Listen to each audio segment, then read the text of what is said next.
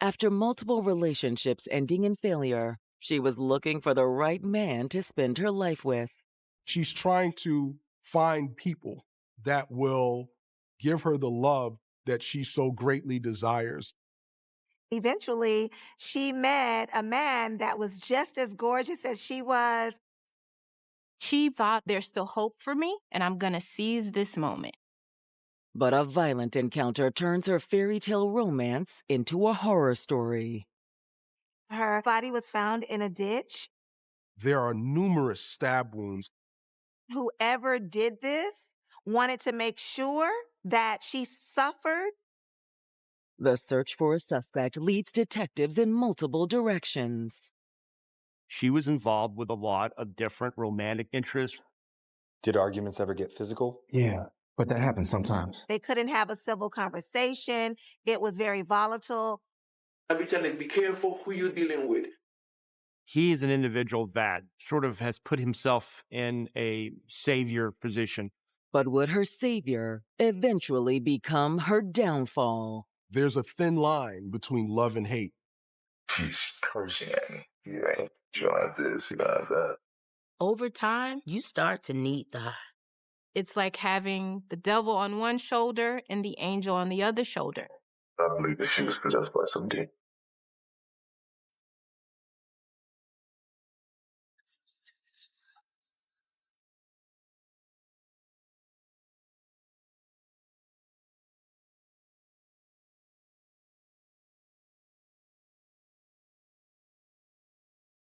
April 19th, 2015.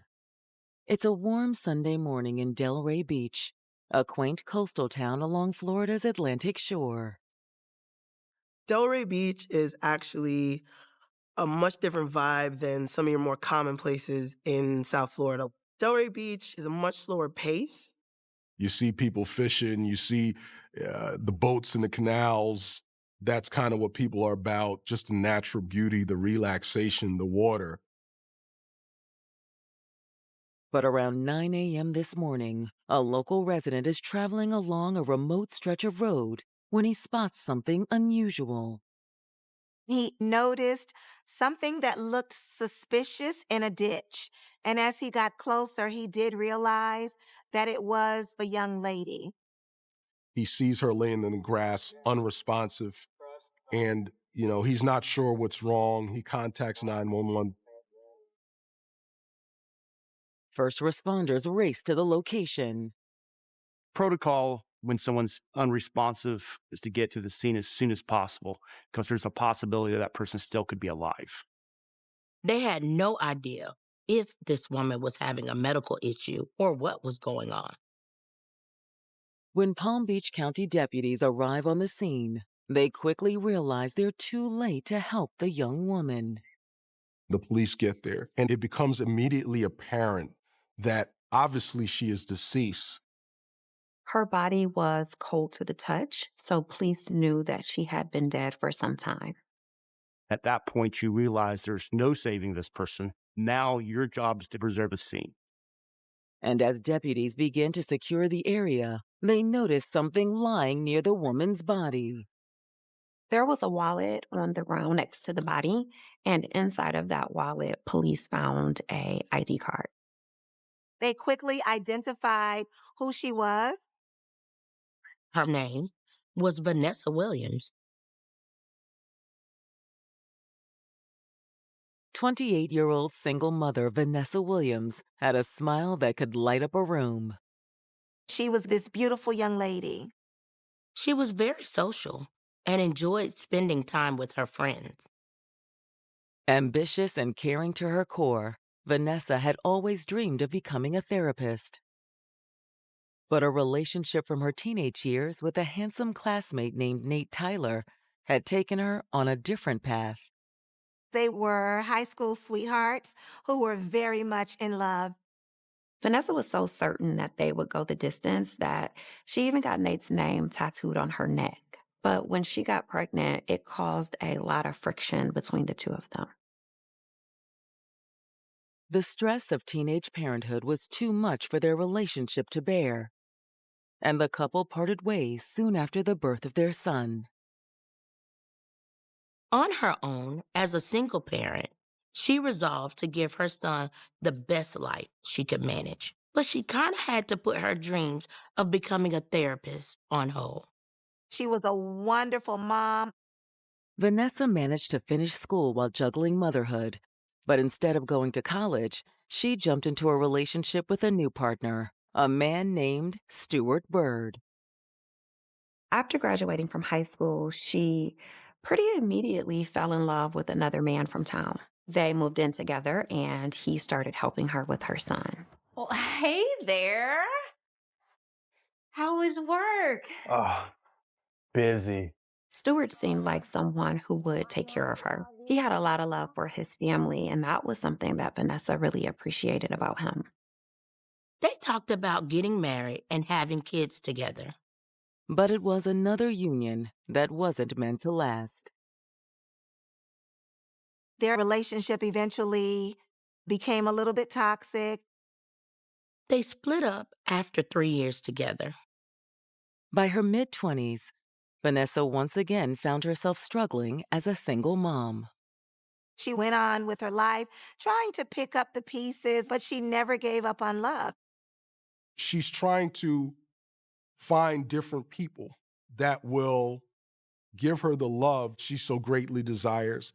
And she's meeting disappointment after disappointment with the types of men that she's involved with.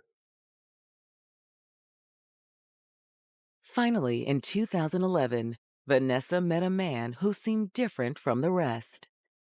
Excuse me, miss? Yeah. I think you dropped this. Oh, thank you. John Chapman was a handsome military veteran, young, fit, knew how to present himself. They were two very good-looking young people who immediately were attracted to one another. I don't mean to be too forward, but do you think I can get your phone number?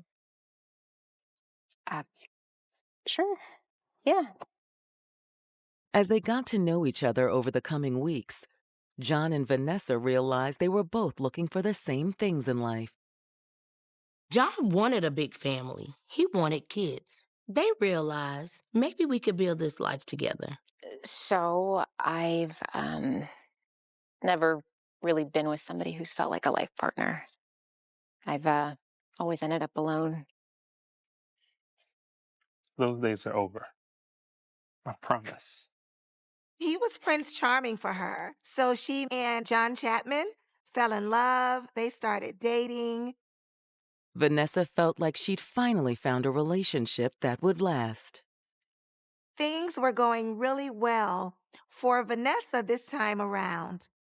With John's help at home, she was able to focus a little bit more on herself. She was working as a medical assistant during the day and taking classes at night so that she could work towards her dreams of becoming a therapist. But now, instead of seeing her dreams come true, Vanessa Williams has been found dead in a secluded area of Palm Beach County. Police quickly went into trying to find out what had happened to this beautiful young lady. They weren't sure if this was some sort of accident or if she was out walking when maybe she suffered some type of medical emergency. When detectives arrive on the scene, they move in for a closer look at Vanessa's body. When the police turn over the body, there are numerous stab wounds on her face, on her neck, on her back. Vanessa was stabbed over 23 times. Whoever did this wanted to make sure that she suffered bad.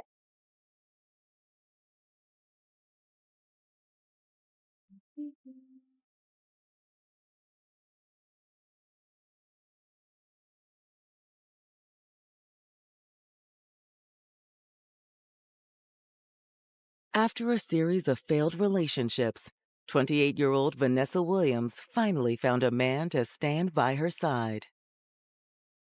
You have John as this military man, and he looks refined, and he's showing himself in a way that, hey, I'm strong and I can protect you. And this is the kind of strength that she's looking for. The happy couple was looking forward to a bright future together. But now, Vanessa has been found dead on the side of a remote road in Palm Beach County. It's the beginning of the investigation. They don't have all the information, but from what they've seen so far, this appears to be gruesome, violent. They were able to determine that Vanessa had been stabbed 23 times. The question now is, why? They find money. They find jewelry. Her chain is still on her. The fact those property pieces that were still there with her indicated not a robbery. They believe that this is a personal attack. This was someone who had malice and anger, and they took it out on Vanessa Williams. However, due to a lack of blood pooling, investigators suspect that the violent stabbing didn't happen here. Law enforcement concludes that she must have been killed somewhere else and brought to this location. It almost looked like there was an intent to try and hide her location, maybe a hasteful attempt at best. There are other things there that indicate that they left in a hurry. They see an indentation from where a tire was. They find a flip-flop. It looked like when Vanessa's body was dragged out of whatever vehicle it was in, all this other debris got dragged out with her. One item in particular stands out to the investigators. They find a floor mat from a vehicle that's soaked in blood, and they really want to know whose blood is this? Does this belong to the victim? It's also potential evidence for DNA from the assailant. Most stabbings or cuttings, the person who is the attacker will typically injure themselves. Detectives spot another crucial piece of evidence left behind by Vanessa's killer.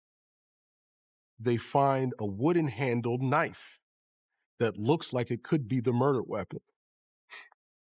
After the evidence is bagged and sent out for testing, Vanessa's body is transported to the medical examiner's office for an autopsy. Judging by the degree of lividity in Vanessa's body, the medical examiner believes that she had been dead for about 24 hours. Lividity is the accumulation of the blood in the lower extremities of the body. A blood test reveals another surprising new piece of information, that at the time of her death, Vanessa had a street drug known as Flocka in her system. Flocka came in, I believe, around 2015, 2014 in the Florida area here. There was a lot of reports of crazy behavior, zombie-like behavior, aggressiveness, extreme strength.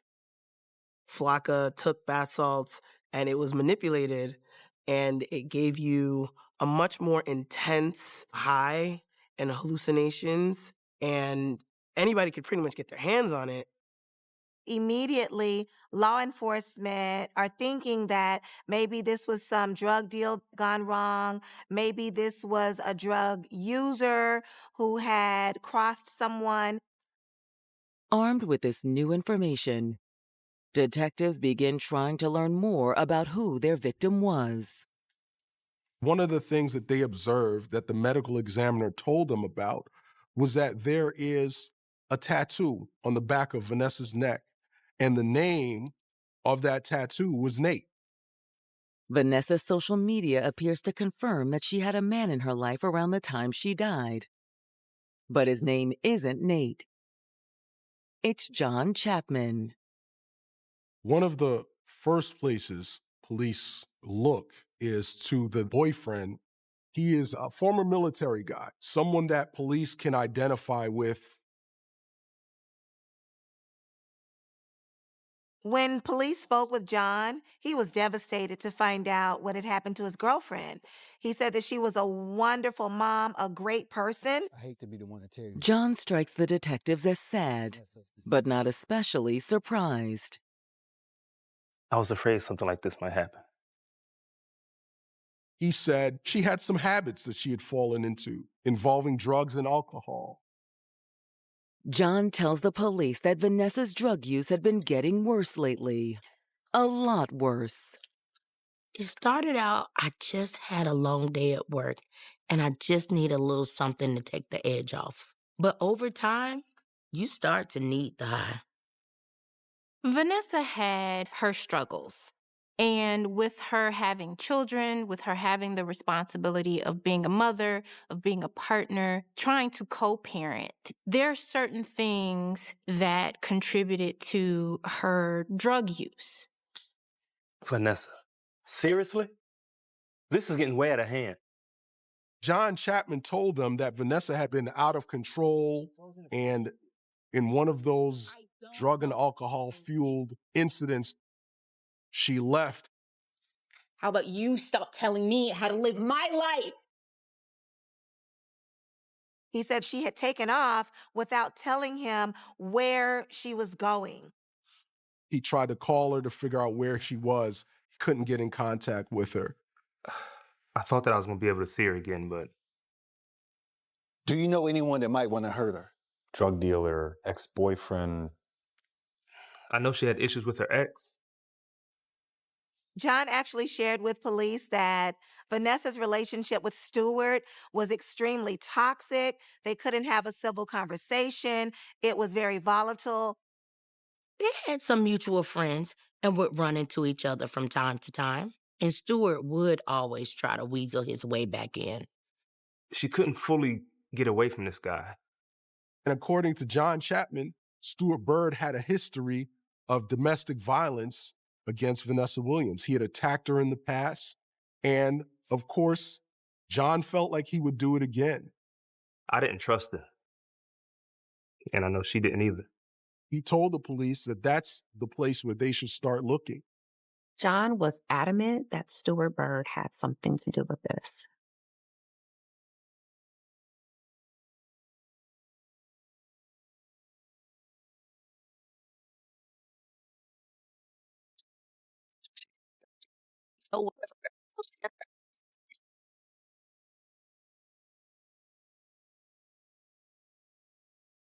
Vanessa Williams' boyfriend, John Chapman, has just told Palm Beach County Police that she was battling drug addiction in the months before she was murdered. Vanessa was a mom, a student, a healthcare worker, and unfortunately, she had turned to substances to deal with all of the stressors in her life. Before you know it, we're self-medicating. And so where someone may say, that could never be me, before you know it, it is you. According to John, Vanessa had been behaving increasingly erratically in the weeks before she was killed. And shortly before her body was discovered, she'd complained about running into her ex, Stewart Bird. After getting this information, police immediately went into the background of Stewart, and they discovered that he had an extensive record. He had burglary, domestic strangulation, grand theft, and child abuse. At that moment, Stewart Bird became suspect number one. But when detectives bring Stewart in for questioning, he seems shocked. Stewart denied having any responsibility for killing Vanessa. What? No. Listen, y'all have the wrong guy. However, he does acknowledge there were moments in their 3-year relationship he's not proud of. He admitted that things got pretty heated between them. Did arguments ever get physical between the two of you? Yeah. But that happens sometimes. With that relationship, there was domestic violence. It shows his ability, his possibility of creating a violent scenario with Vanessa. They want to know, where were you on the night of April the 18th? According to Stewart, he has an alibi for the night Vanessa was killed. Stewart Bird tells them, well, I was working all night. He gives them the name of his employer. You can call my supervisor right now. He'll tell you. Police were able to contact his employer, who confirmed that Stewart was definitely at work on the night that Vanessa was murdered. So now they're back to square one. Eager to drum up new leads, police shift their focus to the people who knew Vanessa best. Vanessa's parents lived about an hour away in Miami. And while they were still grieving the loss of their daughter, they were ready to talk to detectives. Vanessa's parents were devastated. It is extremely heartbreaking as a parent to know that your child was killed. Vanessa's parents tell detectives that their daughter had a long history of troubled relationships. I always tell them, men wants only your money and something else. Right. And I be telling them, be careful who you're dealing with. So in cases like this, either you have a lot of suspects or you have nobody. And this case had a lot of suspects. She was involved with a lot of different romantic interests. Vanessa's parents also confirm what John Chapman said in his interview about Vanessa's rampant drug use. She went use the drugs. You know what kind of drugs? Cocaine? I don't know. That I don't know. She was dealing with a lot. It's like having the devil on one shoulder and the angel on the other shoulder. I have my responsibilities, but I don't know how to cope. Vanessa's parents say the last time they saw their daughter was about a week ago when she stopped by for a surprise visit. What time was that? Around 5 by something. 5:30. What kind of car did she have? She didn't have a car. She said it's a friend car. She was driving a truck. What kind of truck? White, I think white, I don't know, she's a Ford. The truck was alleged to have belonged to Corey Summers, a friend of hers. But other than Corey's name, Vanessa's parents know nothing about him. I met it once. Okay. After Vanessa left in Corey's truck, her parents never heard from her again. I started texting her, but I never had no response from her. Did you call her after that? Did you ever, after that point, talk to her again? Never. Based on this information, investigators want to speak with Corey Summers as soon as possible. The question now was, did Corey have a reason to want Vanessa dead?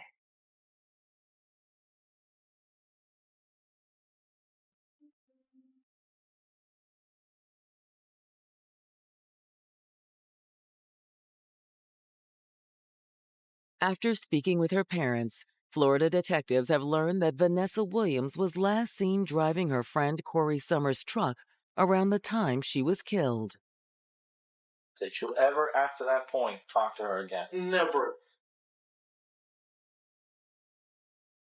When detectives reach out to Corey Summers, they're surprised to hear he's been waiting for a call from law enforcement. Have you, did they phone it? What's that? Anyone phone it?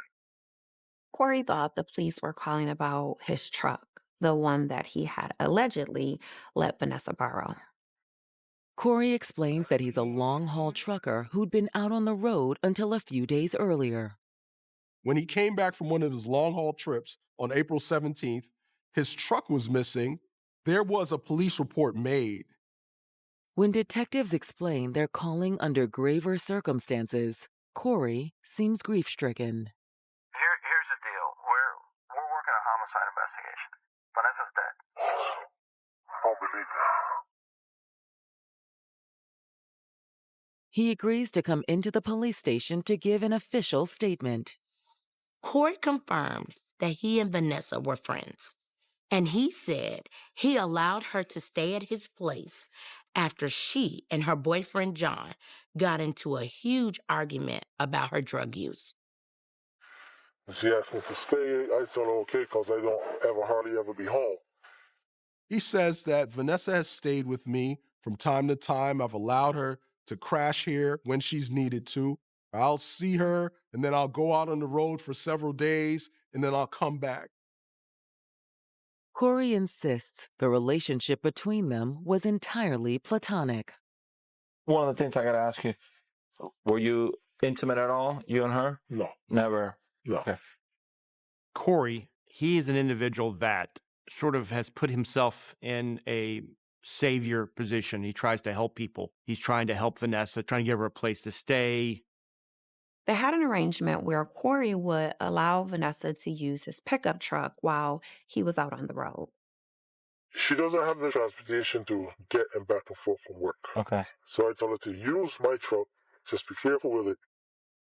But the last time he got home, Corey says Vanessa and his truck were gone. Vanessa was missing, and his apartment was in shambles, as if there had been a struggle or fight going on in there. I know she had company, but I don't know who she had there. He didn't know what happened. He tried to reach out to her. He couldn't get in contact with her. In speaking with Corey, he seemed to be very forthcoming, very cooperative, very willing to help the police, but they are not sure if they are able to trust him. And again, I got to ask you this because if it comes out later on, I want to make sure we're clear. Did you guys have any intimate relationship between you two? Oh, a long time ago. When was that? That was months ago. But before you told me that you didn't. We're not really sure if there's a relationship there. Maybe, maybe not. So you have to look at that. Was he jealous? But Corey insists he wasn't even in the same state at the time when police believe Vanessa was killed. I was in Georgia. You were in Jersey? Georgia. At the end of the interview, Corey agrees to turn his cell phone over to police. We need your phone just to make sure everything checks out. Sure, okay. And while it's sent out for analysis, detectives track down the last name on their list. The father of Vanessa's oldest son, Nate Tyler.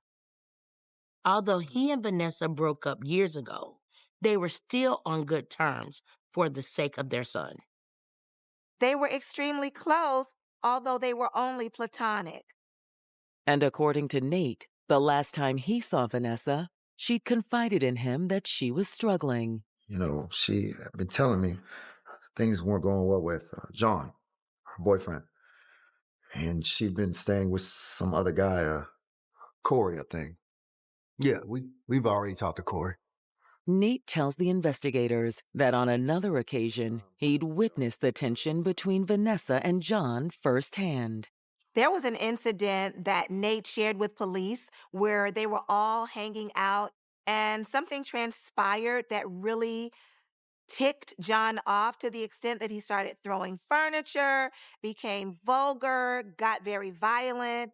It was shocking, you know? It happened out of nowhere. Did Vanessa say these type of outbursts happen often? Yeah. Yeah, she did. She told him that John was abusive, that John would go fly off the handle for different reasons. She confided in Nate about all of the threatenings, the stalkings, the verbal abuse, the beatings that she was getting. Based on what they're hearing from Nate, detectives have to wonder, has John been misleading them all along? At this point, getting out there, finding John, and getting face-to-face with John is very important.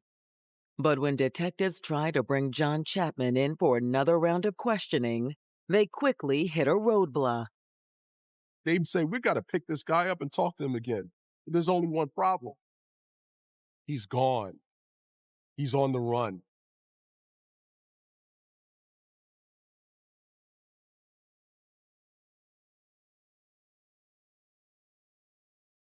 In the spring of 2015, Palm Beach County investigators have had no shortage of suspects in the murder of 28-year-old Corey Summers and even her high school sweetheart, Nate Tyler. But unfortunately, all three men seem to have airtight alibis. Thanks to phone records, police were able to confirm that their three prior suspects had not been in the area at the time Vanessa was murdered. Stewart was confirmed to be at work and Corey in Georgia, and Nate was out of town visiting some friends. However, in speaking with Nate Tyler, investigators have unearthed a new suspect, a man they're already familiar with, Vanessa's most recent boyfriend, John Chapman. According to Nate, Vanessa had confided in him about her very tumultuous relationship with John. John had been abusing her, both physically and verbally. She was trying to get away from John. She was trying to cut ties with him. He conducted himself in a way that was reckless, dangerous, and possibly deadly Detectives want to speak with John Chapman again as soon as possible, but they'll have to find him first. He's gone. He's on the run. He wasn't at home or at work. He wasn't answering his phone. Detectives think John may be traveling in Corey Summers' missing pickup truck, and before long, they receive a promising tip about the stolen vehicle's location. There was actually an APB put out on Corey's truck, and they found it in front of the home of a Lana Palmer. Lana Palmer is alleged to have been romantically involved with John Chapman. They had an on-again, off-again relationship between the two of them. By the time police respond, the truck is gone. They go in there, no John Chapman, but they do find Lana Palmer. Can I help you? When they questioned Lana about the truck in front of her home, she admitted that John had come by. The last time that she saw John Chapman on April the 18th, he came there driving a white truck, clothes covered in blood. John? Oh my God, what did you do? He was very bloody. He looked like he had been through just too much. And showing up to her home, asking for refuge, if you will. She asked him, "What happened, John?" He said he'd been fighting with someone. I could tell he was lying, though. Baby, I had to defend myself. He told her that he had gotten into a fight with one of Vanessa's ex-boyfriends. She didn't believe the story, but since he was acting so weird, she just allowed him to come inside, take a shower, and clean up. Okay, just go rinse all that off, please. But after John washed up, Lana witnessed more strange behavior from him. She saw him take a SIM card out of a phone and rip it in half. She realized that there was something awry here, and the story that he was given just didn't line up. I don't know what you're up to, but I want you out. Told him to get out, and he did. Do you have any idea where he may have went? No, not a clue. She said he took his things and he left. Lana insists she hasn't seen or heard from John since that night. And with no other leads on their suspect's location, investigators are back at square one. They start to intensify their efforts to find him because the clock is ticking. As an investigator, you need to get to John as soon as possible. Police reached out to law enforcement agencies in the surrounding areas to be on the lookout for John.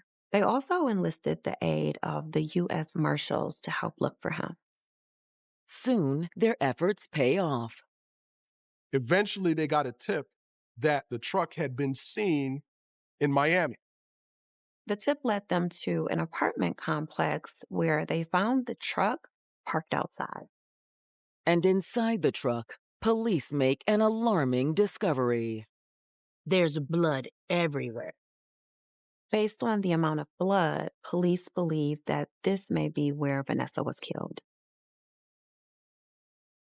They found a green purse that they thought must have belonged to Vanessa, as well as a flip-flop that matched the one found at the body's dump site. Now more than ever, investigators know they need to track down John Chapman. Investigators go door to door looking for John Chapman. They don't find him anywhere. But what they do discover is near to that apartment complex is a homeless shelter. Inside the homeless shelter, police finally locate John. As he's getting dressed, they take him into custody. The police have their man. Back in Palm Beach, detectives are eager to sit down with their number one suspect. They immediately started peppering him with questions about what had happened to Vanessa, and to their surprise, he didn't hold back. Vanessa was, she wasn't herself at all. I had to kill her. John finally confessed to the murder. But that's not all he says. He tells them that it was in self-defense. He said she attacked him with a knife I believe that she was possessed by some demon.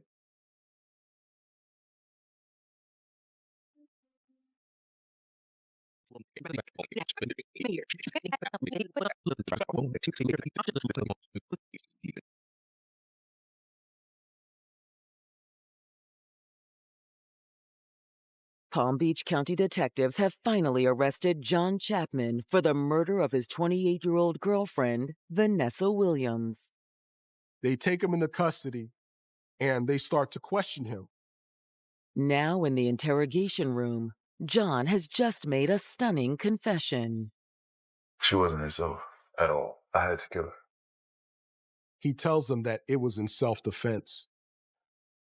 I would hate to say that I'm a spiritual person. Okay. But I believe that she was possessed by some demon. John tells the investigators it all started when he went to see Vanessa at Corey Summers' house on the night of April 18th. Let's start with what led to this. Drugs. He showed up at Corey's place to discuss their relationship and found her out of her mind on drugs. When I got there, I realized that there was a lot of meth in the carpet. Vanessa, what the hell are you doing? He found Vanessa Williams searching the carpet for Flocka flakes. He said now that he realized how deep in addiction she is, he realizes that he no longer wants to be with Vanessa. John, can you help me? He says it disgusted him that Vanessa Williams' drug use was so out of control. John tells detectives he was ready to leave soon after arriving, but he was stranded. He'd gotten dropped off at Corey's house, so he needed a ride back home. I just wanted that ride back to Cape Coral. And I'm like, hey, let's have fun. Let's go ahead and let's hit it back to Cape Coral. Let's party. When you say that, with drugs, everything. Yeah. John, with his narcissistic personality, realized that Vanessa was battling an addiction, and he was using that to control her. On the drive to Cape Coral, the couple stopped to get some fast food. But as the sun set and they finished their meal, they got into a tense argument in the restaurant parking lot. John was upset with Vanessa about her drug use, and Vanessa was upset with John in regards to the way he had been treating her in the relationship. She's cursing at me, telling me, you don't have this, you don't have that. Eventually, John says he had enough. I really just wanted her to feel what I felt. I don't know how else to say it. I just really, I pulled her hair, and it was just gonna be like a tussle. Right. But what I didn't notice that she had in the truck was a little small knife. He said she tried to attack him. He had to wrestle the knife away from her. When she went for that, I hit her right on top of the head. Okay. And I was like, don't you dare do that. And then, honestly, I snapped. He became completely overwhelmed with rage. It was quick and it was insane. You know how many times you stabbed her? More than once. The problem with that story is as soon as he got the knife away from her, there was no threat anymore. You don't go back and plunge it 20 other more times in her chest after you take control of the knife. And instead of getting help, he dumped her body on the side of a remote road where he thought that no one would be able to tie the crime back to him. John blames his military experience for the extreme violence of his attack. John is claiming he went into defense mode as though he was still in the military. My training kicks in. Okay. All the emotions locked into robotic. My army training kicked in. It's not an excuse to kill someone. Besides that, John admitted he started the physical altercation. So in reality, Vanessa was the one defending herself when she grabbed that knife. John Chapman, at the end of their investigation, was booked and charged for murder. At trial in January of 2018, the jury agrees with investigators. John's murder of Vanessa can't be chalked up to self-defense. In the end, his self-defense was not bought by the jury. They found him guilty of second-degree murder, and the judge sentenced him to 48 years in prison. John was very lucky that he was not sentenced to death and that he wound up being convicted with second-degree murder. That was because in the state of Florida, if it's a crime of passion, you can get second-degree murder. Vanessa Williams will never get the chance to see what her future might have been, all because of the rage of John Chapman.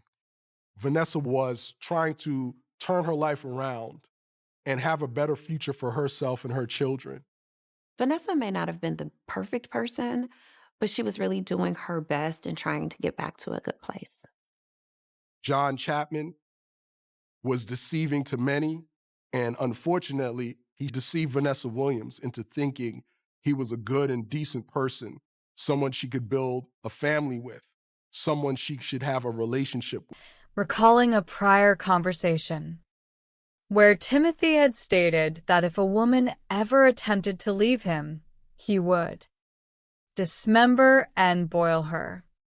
During the sentencing phase, Timothy took the stand in his own defense. He claimed that Tanisha had attacked him with a knife during their argument and that he had merely defended himself, blacking out during the struggle. However, when the prosecution questioned him about placing her remains on the barbecue pit, Timothy coldly corrected the attorney, stating that he had used his smoker. Instead, this chilling lack of remorse cemented the jury's perspective. Timothy Shepard was found guilty of murder and sentenced to 99 years in prison. The conviction brought a measure of justice to Tanisha's family, honoring the memory of a bright young woman whose life was stolen by a man incapable of accepting her independence. The Bishop's Dark Shadow, the case of Latrice Curtis and Robert Reeves. In Raleigh, North Carolina, a third investigation unfolded in January of 2008, revealing a labyrinth of secret lives, misplaced jealousy, and a betrayal of the highest order. On the morning of Wednesday, January 30th, 2008, commuters traveling along Interstate 540 made a gruesome discovery. Lying in the grass near the shoulder of the highway was the body of a young woman. First responders quickly determined that she was the victim of a violent homicide. She had been stabbed over 40 times, primarily around her face, neck, and chest. The severity of the wounds suggested an intense, highly personal rage. Her carotid artery and jugular vein had been severed, and her vocal cords had been cut. A short distance down the highway, investigators located a white sedan parked on the shoulder with its hazard lights flashing. The husband of the victim, Darren Curtis, happened to drive past the crime scene on his way to work. Upon recognizing the vehicle, he returned to the scene in a state of panic. Officers confirmed that the deceased woman was his 21-year-old wife, Latrice Curtis. Latrice was a business administration student at North Carolina Central University in Durham. She had married Darren, an accounting student and former National Guard soldier, only 9 months prior. On the surface, the newlyweds appeared exceptionally happy. Detectives initially questioned Darren Curtis.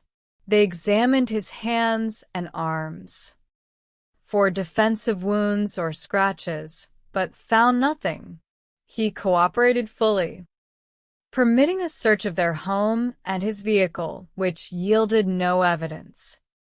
Darren explained that on the evening of January 29th, Latrice had called him to say she was leaving her university campus late and would stop to grab a bite to eat. Darren had fallen asleep and assumed she had stayed overnight with her family. An autopsy of Latrice's body revealed a critical clue. A condom was found inside her. There were no physical injuries to indicate a sexual assault, suggesting she had engaged in consensual sexual activity shortly before her death. Investigators obtained the couple's cellular telephone records. While Darren's log supported his statements, Latrice's records showed a flurry of late-night calls exchanged with a classmate named Stephen Randolph. Stephen Randolph was a prominent student and an aspiring professional basketball player with ambitions of joining the National Basketball Association. 2 days after the murder, Stephen arrived at the sheriff's office accompanied by his roommate, a prominent local pastor named Robert Reeves, who was widely known in the community as a bishop. In the interview room, Stephen initially claimed that he and Latrice were merely classmates and study partners. However, when confronted with the autopsy findings and telephone records, Stephen admitted they were involved in a passionate, secret affair. He explained that on the night of January 29th, Latrice had visited him at his residence. During their encounter, the condom had become trapped. After unsuccessful attempts to retrieve it, Latrice left the home to return to her own apartment, intending to resolve the issue there. According to Stephen, Latrice subsequently called him repeatedly, expressing intense anxiety about the possibility of becoming pregnant. Stephen, who was also dating a woman named Velma Newton, claimed he had gone to Velma's apartment after Latrice left and remained there until approximately 1 o'clock in the morning. Stephen also revealed that both he and Velma had recently received anonymous, threatening telephone calls warning him to alter his behavior. Furthermore, Stephen had recently discovered that all 4 tires on his vehicle had been deliberately slashed. Detectives interviewed Pastor Robert Reeves to verify Stephen's timeline. Reeves, a charismatic 43-year-old minister who had provided Stephen with affordable lodging in his home, claimed he had been attending a church service on the evening of the murder. He stated he returned home around 11:30 in the evening and noticed that both Stephen's and Latrice's vehicles were gone. However, the investigation took a decisive turn when detectives contacted State Trooper Isaac Cooper. Cooper reported that at approximately 1:30 in the morning on January 30th, he had observed 2 vehicles parked on the shoulder of Interstate 540 with their hazard lights flashing. One of the vehicles was the white sedan belonging to Latrice. The other was registered to Pastor Robert Reeves.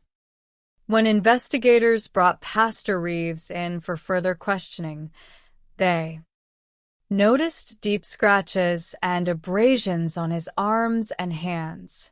Reeves claimed he had sustained these injuries when he and Stephen fell while moving a heavy desk. When detectives questioned Stephen about this incident, he flatly denied it, stating they had never moved any furniture. Stephen then shared a highly disturbing detail with investigators. He revealed that Pastor Reeves had recently made aggressive, inappropriate sexual advances toward him, suggesting that Stephen work as a male escort and offering to waive his monthly rent of $300 in exchange for sexual favors. Stephen had rejected the advances. A forensic analysis of the pastor's cellular telephone records revealed that the anonymous, blocked calls to Stephen and Velma had originated from Reeves' phone. Investigators realized that the pastor had developed a severe, pathological obsession with Stephen. He had grown intensely jealous of any woman who occupied Stephen's attention. The definitive breakthrough came from the state crime laboratory. Deoxyribonucleic acid testing was performed on a sample retrieved from the steering wheel of Latrice's abandoned vehicle. The genetic profile matched Pastor Robert Reeves. Furthermore, the defense pointed out that Stephen's deoxyribonucleic acid was located under Latrice's fingernails, but the prosecution successfully demonstrated that this was the result of their consensual intimate encounter earlier that evening, whereas the pastor's genetic material inside her car could not be explained by any innocent interaction. The prosecution's theory of the crime was both clear and tragic. On the night of January 29th, Robert Reeves had observed Latrice leaving his residence after her rendezvous with Stephen. Driven by a pathologically jealous obsession, the pastor followed her onto Interstate 540. He utilized his position of authority, or perhaps simulated an emergency, to convince her to pull over to the shoulder. Once she did, he launched a savage physical attack, stabbing her 40 times to permanently remove her from Stephen's life. On October 7th, 2009, after a thorough trial, the jury deliberated for 2 days before returning a verdict of guilty of first-degree murder. Robert Reeves was sentenced to life imprisonment without the possibility of parole. Conclusion: these 3 cases, though separate in geography and time, reveal the profound psychological dangers of possessive obsession, whether manifesting as the explosive jealousy of Denise Miller, the controlling brutality of Timothy Shepard, or the pathologically envious obsession of Robert Reeves. These crimes highlight the devastating impact of unchecked insecurity. Yet, through the meticulous preservation of physical evidence, the objective application of forensic science, and the absolute determination of law enforcement, the truth in each case was laid bare. Justice was served, standouts of innocence were honored, and the communities involved were offered a pathway toward healing, secure in the knowledge that even the darkest secrets will eventually be brought into the light of truth. The human mind is a complex and delicate tapestry, capable of the loftiest heights of devotion and selflessness, yet equally vulnerable to the darkest currents of possessiveness, jealousy, and obsession. When these destructive impulses masquerade as love, they inevitably pave a path toward tragedy. 4. Those of us who study criminal psychology and write about the darker side of human nature, our task is not merely to recount the details of heinous acts, but to understand the psychological mechanisms that drive individuals to cross the line from affection to destruction. In doing so, we must always maintain the utmost respect for the victims whose lives were cut short, while examining the flawed logic of the perpetrators with an analytical and, at times gently, satirical perspective. Through the meticulous efforts of law enforcement, officers, forensic scientists, and dedicated community members, the truth is eventually brought to light, demonstrating the quiet but relentless triumph of justice. Let us first examine a case from Houston, Texas, in March of 2007. It is a narrative that begins with promise, academic dedication, and the bright future of a young woman named Tanisha Stewart. Tanisha was a 19-year-old college freshman at Texas Agricultural and Mechanical University, raised in one of the more challenging neighborhoods of Houston, and having lost her father at a young age, she refused to let her circumstances define her. She was a dedicated student, blessed with natural warmth and an infectious smile that made her popular among her peers. In May of 2005, while working at a local pizza establishment, 17-year-old Tanisha met Timothy Shepard, a coworker who was 25 years old. Despite the 8-year age gap, a romance developed. Timothy was initially charming, making an effort to win over Tanisha's mother, sister, and brother by helping around the house, fixing electronic appliances, and presenting himself as a helpful, supportive partner. The family welcomed him, viewing him almost as another sibling or son. However, as any criminal psychologists will note, the early stages of a controlling relationship often involve the perpetrator establishing a foothold of trust within the victim's social circle, creating an illusion of stability that makes future isolation easier to achieve. The dynamics of the relationship began to shift when Tanisha earned a scholarship and relocated to the university campus, approximately 2 hours away from Houston. This physical distance tested the bond, and 3 months into her first semester, Timothy abruptly ended the relationship to reconcile with an old girlfriend.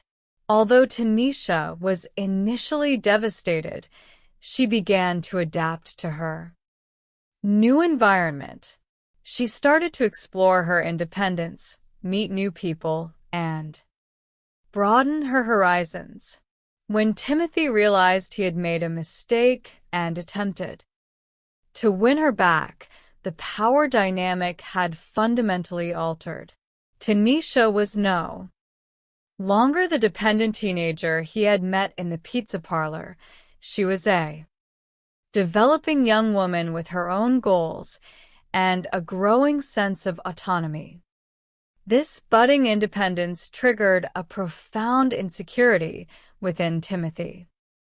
Pathological jealousy often stems from a deep-seated need for control, where the perpetrator views the partner not as an independent individual, but as a possession. When Tanisha returned home for spring break in March of 2007, she spent much of her time with friends and planned to attend a concert. Timothy's possessiveness escalated. He began monitoring her phone calls, demanding to know her schedule and expressing anger when she received calls from other male acquaintances, specifically a college friend named Mark Marks. On Thursday, March 15th, 2007, Tanisha disappeared when she failed to show up for the concert and stopped answering her telephone. Her family knew immediately that something was wrong. Her sister, Gayla, had even experienced a troubling dream days prior, a premonition that something terrible would happen to Tanisha.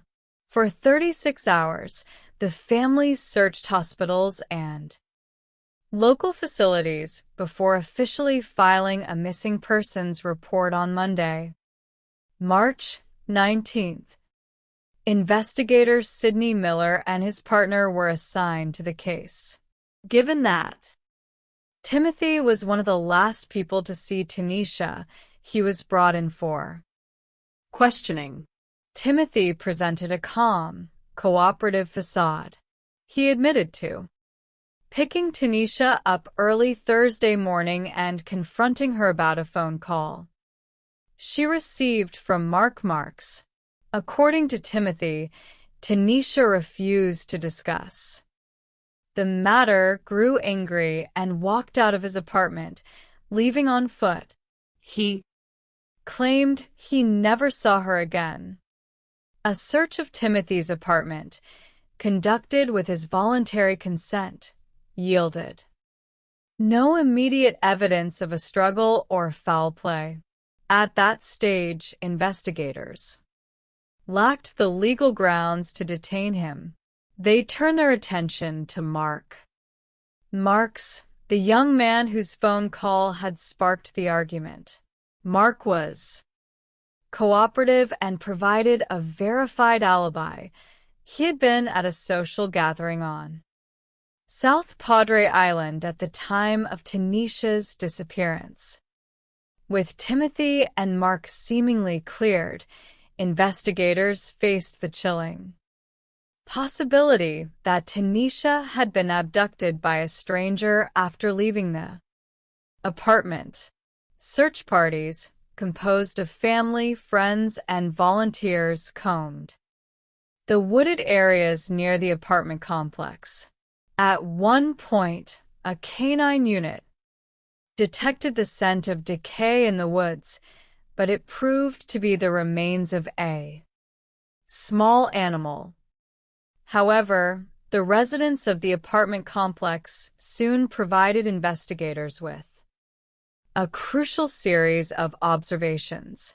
Neighbors reported that on the Friday following Tanisha's disappearance, Timothy spent the entire weekend conducting an unusual and intensive outdoor barbecue, operating 2 grills simultaneously. The smoke was so thick and out of control that neighbors had contacted the fire department.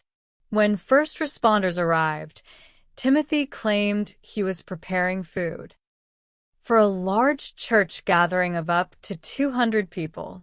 A firefighter noted seeing what appeared to be raw meat soaking in a bathtub inside the apartment. Furthermore, another tenant reported seeing Timothy pouring an extraordinary amount of bleach onto his patio, so strong that the fumes burned her eyes. These bizarre domestic activities, occurring immediately after his girlfriend went missing, naturally refocused the spotlight of suspicion onto Timothy. Investigators began uncovering a history of physical violence and control. Tanisha's sister revealed that Timothy had once strangled Tanisha to prevent her from leaving him, and that he had sent threatening text messages to her phone. Frustrated by the lack of physical evidence, the family contacted Quannell X, a well-known community activist. Timothy's family had also reached out to Quannell, claiming that Timothy was being unfairly targeted by law enforcement. Seeking to find the truth, Quannell arranged a private meeting with Timothy at his apartment. Sensing that Timothy was under immense stress, Quannell spoke. With him in the bathroom, away from potential surveillance. When Quannell looked Timothy in the eye and asked if he had harmed Tanisha, Timothy's defense collapsed. He confessed that when Tanisha refused to discuss her relationship with Mark, he flew into a jealous rage and strangled her to death. He then claimed he had placed her body in a nearby dumpster. Quannell immediately contacted investigator Sidney Miller. On Wednesday, March 21st, 2007, Timothy was placed in the back of a police vehicle and directed investigators to the apartment complex dumpster. However, the dumpster was completely empty, having been cleared by sanitation services. Earlier that week, the realization that Tanisha's remains were likely lost in a massive municipal landfill was devastating to her family. But the forensic investigation was far from over. Crime scene investigators returned to Timothy's apartment with advanced detection tools. In the kitchen, they made a horrifying discovery. Inside the garbage disposal, they recovered tiny fragments of tooth enamel, which were later matched to Tanisha. Near the outdoor grill, they found charred bone fragments. The grim reality began to align with the neighbors' reports of the weekend-long barbecue. Timothy had dismembered Tanisha and attempted to incinerate her remains to destroy the evidence of his crime.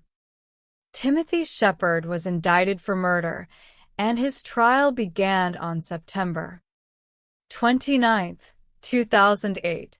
The prosecution faced the challenge of presenting a murder case without a complete body, relying on the tooth enamel, the bone fragments, the eyewitness reports of the excessive grilling and bleaching, and the testimony of Quannell X, Timothy's cousin, Nicholas Shepard, also delivered crucial testimony revealing that Timothy had previously made chilling statements that if Tanisha ever tried to leave him, he would dismember and boil her.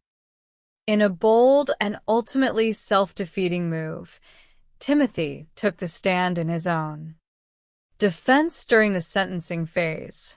He attempted to paint Tanisha as the aggressor, claiming she had attacked him with a knife during their argument and that he had acted in self-defense, blacking out during the struggle. When the prosecutor questioned him about how he disposed of her body, Timothy corrected the prosecutor's terminology, stating that he did not use a barbecue pit, but rather a smoker. This chilling, matter-of-fact correction revealed a complete lack of empathy or remorse, confirming the dangerous nature of his personality.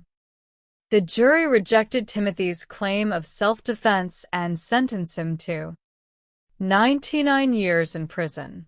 From a psychological standpoint, Timothy's actions represent the extreme culmination of narcissistic possessiveness. Rather than allowing Tanisha to live her life as an independent woman, his distorted sense of ownership led him to destroy her and then attempt to erase her very physical existence. Thanks to the meticulous work of investigator Miller, the forensic team, and the courage of Tanisha's family and community, his attempts to escape justice failed. Let us now transition from the plains of Texas to the highways of North Carolina, where we find another study in obsession, secret lives, and the tragic Intersection of separate worlds. On the cold morning of January 30th, 2008, commuters driving along Interstate 540 in Raleigh noticed a body lying in the grass beside the road. First responders arrived to find a young woman who had been brutally stabbed over 40 times about her face, neck, and torso.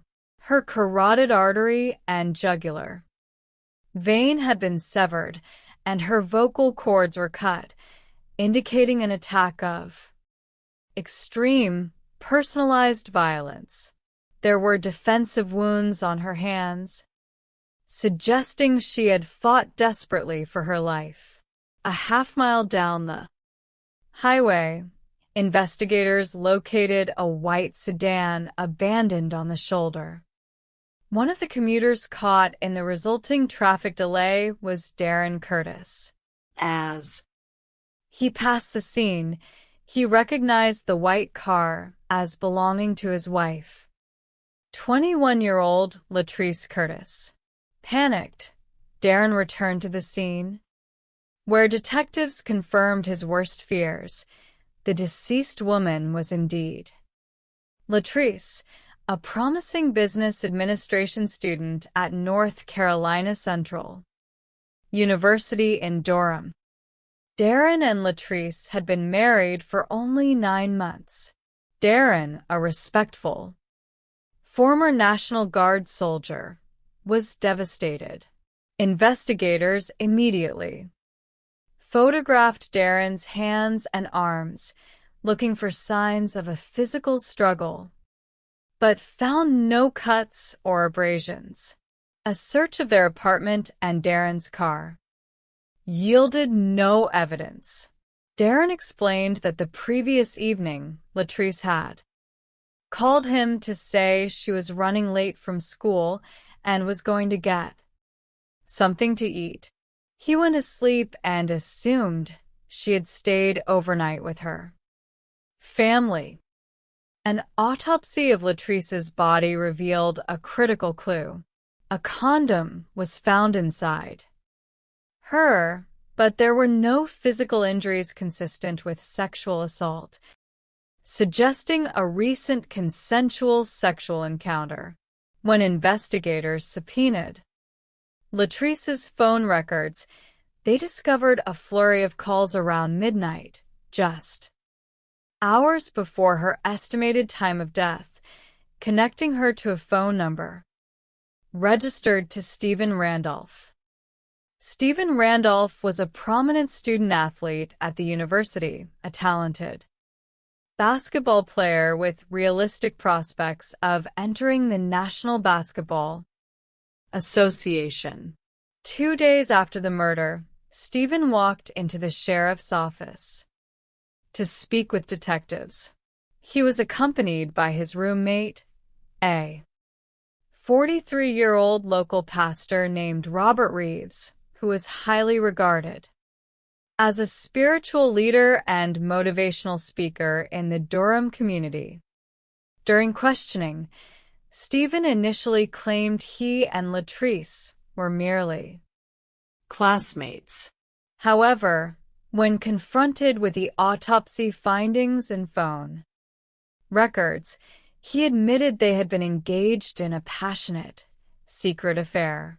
He explained that Latrice had visited his apartment on the night of the murder, and during their intimate encounter, the condom had become trapped. Unable to retrieve it, Latrice left around 10 in the evening, intending to remove it at home. Stephen claimed that after she left, he drove to the apartment of his primary girlfriend, Velma Newton, where he stayed until early morning. He stated that Latrice had called him repeatedly that night, anxious about the possibility of pregnancy. Investigators began to consider whether Stephen had a motive to silence Latrice. An unexpected pregnancy could have jeopardized his athletic career and his aspirations for the National Basketball Association.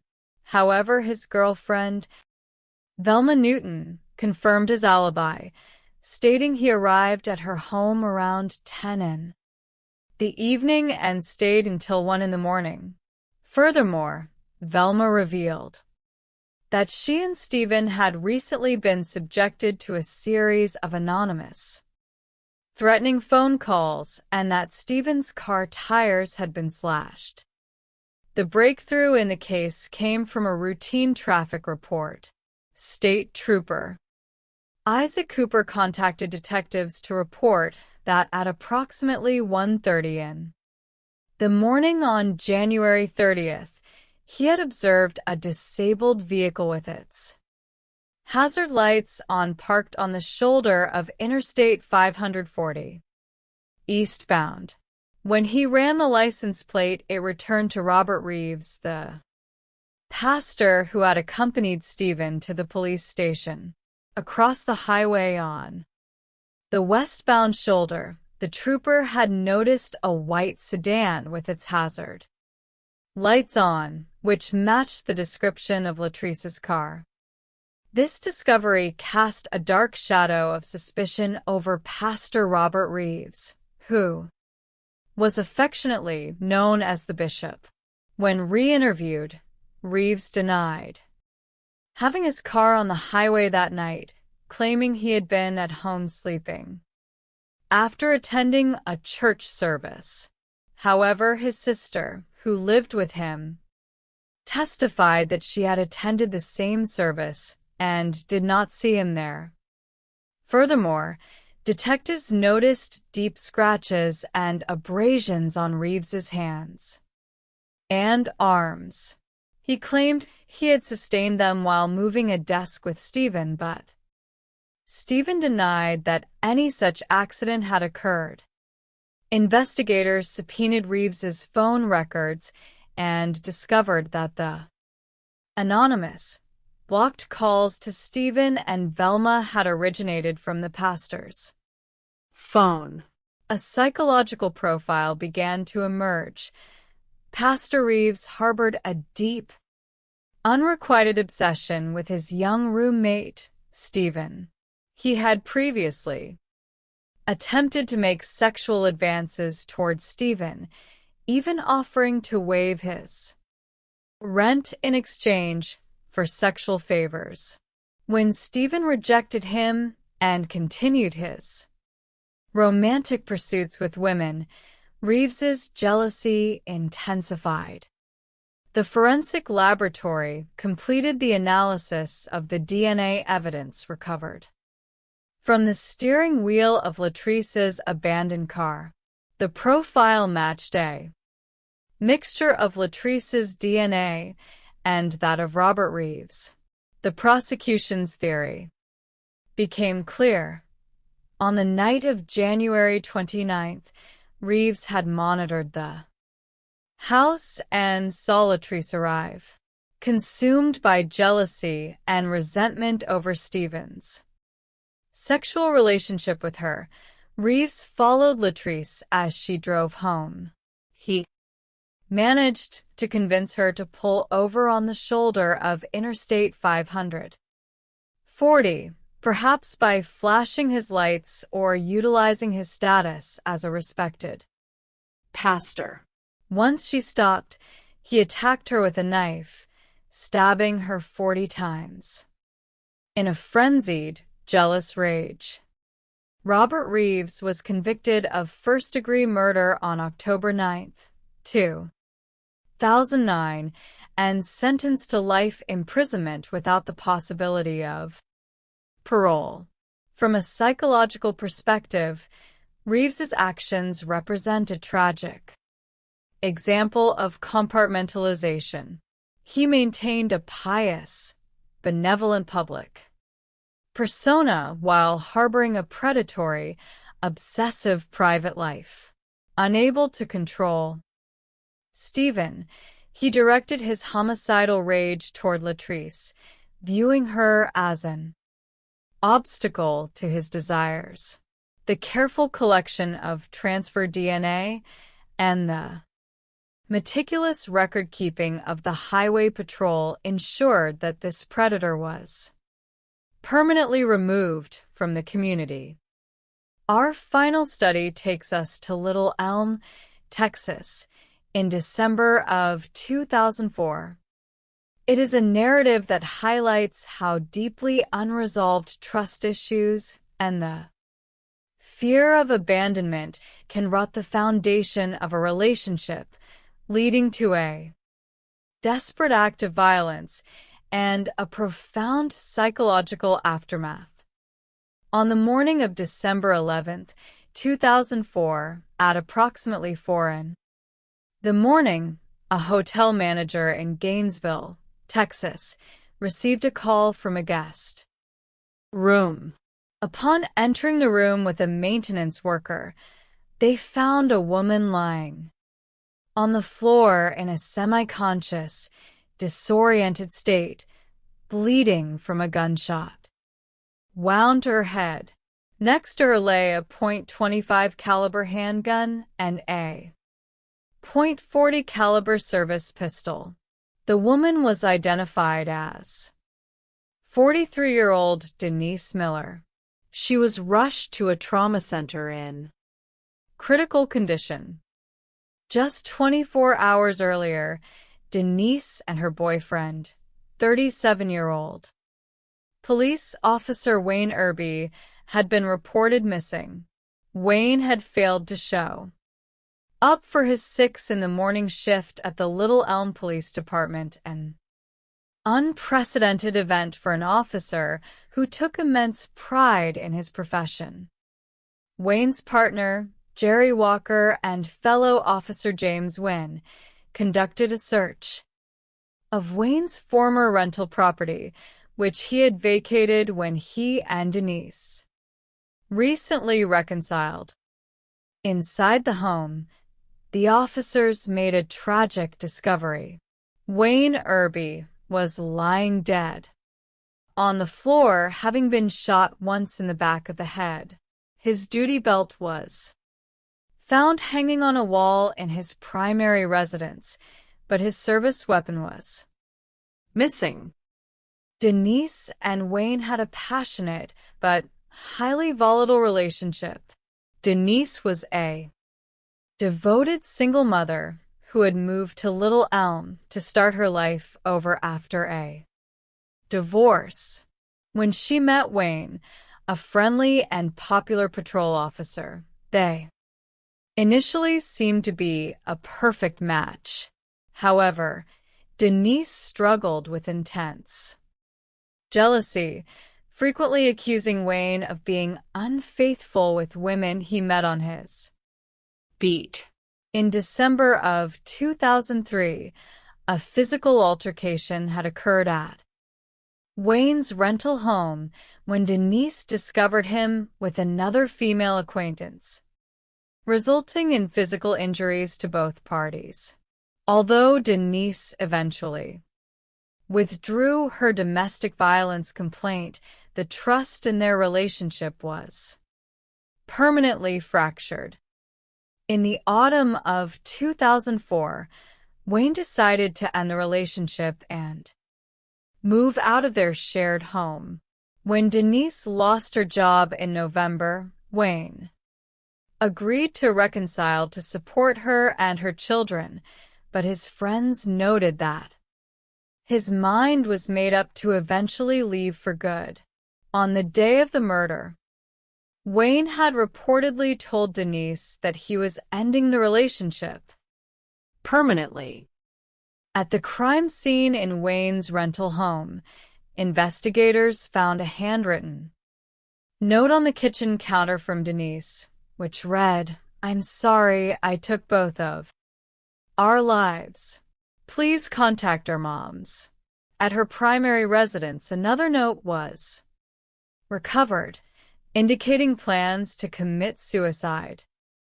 When Denise was found in the Gainesville hotel room, she had survived her suicide attempt, but the bullet had caused significant neurological damage. She was partially paralyzed, blind in one eye, and suffering from profound amnesia. When questioned by Texas Ranger Tracy Murphy at her hospital bedside, Denise remembered being at Wayne's house and knew he was planning to leave, but she genuinely appeared to have no memory of the shooting itself or of shooting herself. The human brain sometimes employs a defense mechanism known as psychogenic amnesia, shutting out the memory of an event so traumatic that the conscious mind cannot process it. However, the physical evidence spoke clearly. The bullet recovered from Wayne's head was a .25 caliber round fired from the handgun found next to Denise in the hotel room, which belonged to her stepfather. Investigators also found that Denise had attempted to use Wayne's .40 caliber service pistol first, but had loaded the ammunition backward, causing the weapon to jam. She then used the smaller handgun to shoot herself. At her trial in July of 2006, Denise's defense team argued that the shooting of Wayne had been a tragic accident, pointing to a line in her lengthy hotel room suicide note that suggested she had panicked after the gun went off accidentally. However, the prosecution presented forensic evidence demonstrating that the trigger of the .25 caliber handgun required nearly 5 pounds of pressure to pull, making an accidental discharge highly improbable. Furthermore, the fact that Wayne was shot in the back of the head and that Denise fled the scene without calling for medical assistance pointed to intentional homicide. On July 12, 2006, the jury found Denise Miller guilty of murder, taking into account her severe physical disabilities resulting from her suicide attempt. She was spared the death penalty and sentenced to 62 years in prison. This case remains a sobering reminder of how unchecked insecurity and possessiveness can escalate into lethal violence, destroying multiple lives in a single, tragic moment. In reviewing these 3 distinct investigations, we are reminded of the profound responsibility that comes with love and the vital importance of recognizing the warning signs of obsessive control. Timothy Shepard, Robert Reeves, and Denise Miller each allowed their internal insecurities and possessive desires to override their respect for human life. In each instance, they sought to control, silence, or erase the individuals they claimed to care about or desire.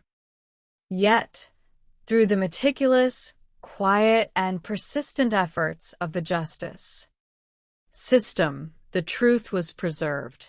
The dedication of the investigators in Houston, Raleigh, and Little Elm shows that no matter how carefully a perpetrator attempts to hide their actions, the physical evidence and the dedication of those who seek the truth will ultimately prevail.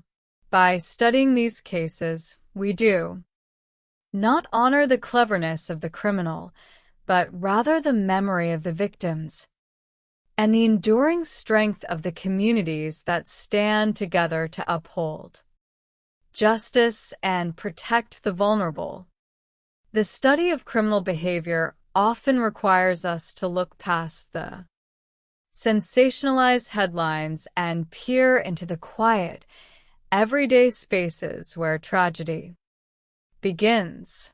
For investigators, forensic scientists, and criminologists, the path to justice is rarely straightforward.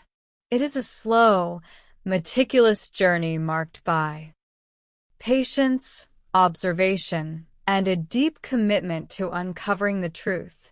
When we examine the cases of Tanisha Stewart, Latrice Curtis, and Officer Wayne Irby, we are reminded of the profound responsibility borne by those who protect our communities. These three narratives, separate in geography but linked by the tragic intersection of domestic control, obsession, and devastating loss, offer a sobering look at the human heart when it is consumed by its darkest impulses. At the same time, they honor the resilience of families who refuse to let the memories of their loved ones fade, and the investigative forces who work tirelessly to ensure that accountability is achieved. Part 1. The Echoes of False Promises. In the spring of 2007, the city of Houston, Texas, became the backdrop for a search that would deeply shake the local community. Tanisha Stewart was a 19-year-old college freshman who possessed a bright and promising future. Raised in one of the more challenging neighborhoods of Houston, Tanisha had faced adversity early in life, losing her father when she was very young. Despite these difficulties, she maintained an exceptional focus on her education, earning a reputation among her family and peers as an exceptionally dedicated student who took her academic pursuits with the utmost seriousness. Her hard work eventually culminated in her receiving a scholarship to attend Texas Agricultural and Mechanical University, a significant achievement that brought immense pride to her mother and siblings. During her late teenage years, while working at a local pizza restaurant, Tanisha met Timothy Shepard, a man who was 25 years old at the time. Despite an 8-year age difference, their connection grew rapidly from a professional acquaintance into a serious relationship. Timothy, initially, endeared himself to Tanisha's family by assisting with household chores, repairing electronic devices, and positioning himself as a helpful, supportive presence. To her relatives, he appeared to be a mature partner who cared deeply for Tanisha's well-being. However, the dynamics of the relationship began to shift when Tanisha moved nearly 2 hours away to begin her studies at the university. Criminological analysis of domestic relationships often highlights the challenges that arise when one partner undergoes a significant transition toward independence. For Tanisha, university life offered new perspectives, social circles, and personal growth. For Timothy, this distance appeared to trigger deep-seated anxieties regarding control and possession. Within 3 months of her first semester, the relationship experienced a brief rupture when Timothy briefly reconciled with a former partner, although they subsequently resumed their relationship. The previous bond had been altered. Tanisha had grown more independent, seeking to expand her horizons, while Timothy's behavior became increasingly possessive. The tension reached a critical point when Tanisha returned home to Houston for spring break in March of 2007. She sought to spend time with her friends and attend a concert, which Timothy apparently viewed as a threat to his influence over her. On Thursday, March 15, 2007, Tanisha vanished. Her family became deeply alarmed when she failed to attend the planned concert and stopped answering her mobile phone.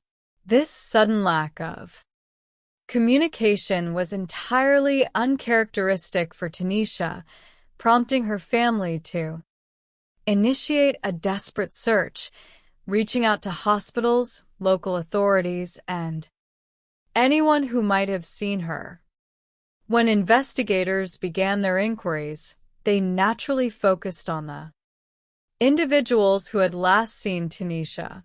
Timothy Shepard was interviewed by law enforcement officers, presenting a narrative that he had picked her up early on Thursday morning, confronted her about a phone call she received from another young man, and that she had subsequently walked out of his apartment, never to be seen by him again.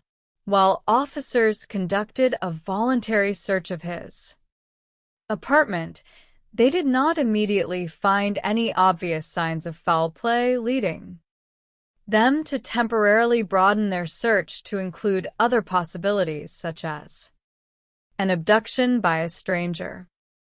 As the days passed without any sign of Tanisha, her family refused to let the investigation stall. Her sister contacted a prominent community activist, Quan Nell X, who is known for facilitating communication between local citizens and law enforcement. Interestingly, Timothy's own family had also reached out to the activist, hoping to protect the young man from what they perceived as undue police scrutiny.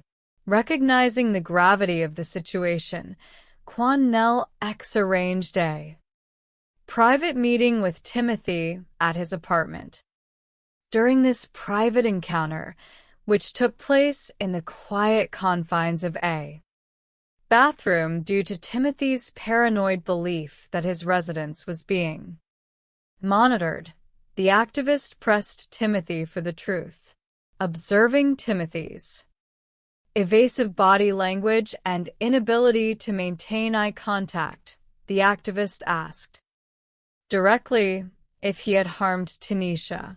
In that moment, the facade of denial broke. Timothy confessed that he had flown into a jealous rage when Tanisha refused to discuss her interactions with another student, ultimately strangling her to death as she attempted to leave. Following this confession, Timothy indicated that he had placed her body in a dumpster at a nearby apartment complex. On Wednesday, March 21st, 2007, at approximately 5:30 in the afternoon, investigator Sidney Miller and his partner, accompanied by Timothy and the activist, drove to the location. However, upon arrival, they discovered the dumpster was completely empty, having been cleared by sanitation services prior to their arrival. The realization that Tanisha's remains had likely been transported to a massive regional landfill presented an immense logistical and financial challenge, with estimates for a thorough search reaching upwards of $500,000. Ultimately, her family made the difficult decision to spare the county the expense, focusing instead on securing justice through the legal system. The subsequent forensic investigation of Timothy's apartment revealed details of a highly disturbing nature. Neighbors reported that in the days following Tanisha's disappearance, Timothy had been engaged in continuous, heavy outdoor grilling, causing significant smoke that had prompted visits from local emergency services. Furthermore, a neighbor had observed him pouring a substantial amount of bleach on his patio, so strong that it irritated her eyes. When forensic specialists meticulously combed the apartment, they discovered microscopic bone fragments and a piece of tooth enamel inside the kitchen. Garbage disposal. The enamel was subsequently matched to Tanisha. In September of 2008, the trial of the state of Texas versus Timothy Shepard commenced.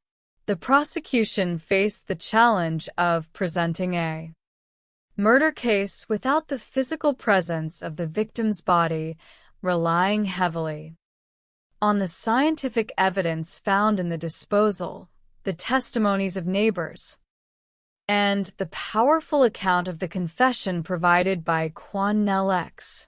Timothy's defense team argued that the prosecution's theory lacked direct physical proof of death. However, the testimony of Timothy's own cousin, who revealed that Timothy had previously made statements about dismembering and boiling anyone who attempted to leave him,